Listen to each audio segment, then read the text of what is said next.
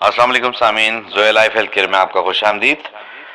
आयतल कुर्सी के बारे में आज हम आपको मालूमात देंगे। जो शख्स भी आयतल कुर्सी की तलावत करे, मौत की सख्ती इस पर आसान हो जाती है। आयतल कुर्सी आसमानी नूर है। आयतल कुर्सी अर्श खजाने की एक आयत है। आयतल कुर्सी सफ़र में सलामती का बाइस बनती है। आयतल कुर्सी कुरान में बुलंद तरीन मुकाम पर फाइज है।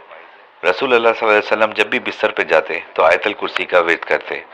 आयतल कुर्सी पढ़ने वाले से इंसान हर बला व आफत से महफूज रहता है।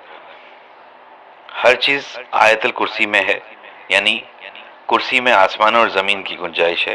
तन्हाई में आयतल कुर्सी पढ़ने से खौफ दूर होता है और अल्लाह की जानिब से मदद होती है। आयतल कुर्सी को मुस्तजिब नमाजों में, अयाम हफ्ते के शब रोज़ में, सफ़र में, नमाज तहज्जुद में और मैयत को दफन करते वक्त पढ़ना चाहिए। सोते वक्त आयतल कुर्सी को पढ़ें, क्योंकि इस तरह खुदावंद ताला एक करीम की ड्यूटी लगा देता है, एक फरिश्ता जो कि सुबह तक आपकी हिफाजत करेगा। जब भी आंख का दर्द हो तो आयतल कुर्सी पढ़ें और इस दर्द का किसी के सामने इजहार न करें, इंशाल्लाह अफाका होगा।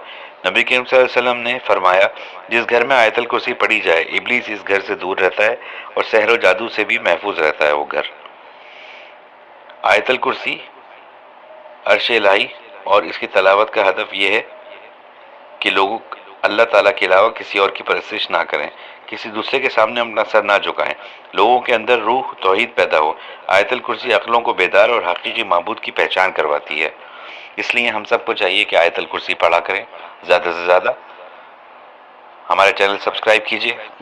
अल्लाह हाफिज़। पाकिस्तान जिंदाबाद।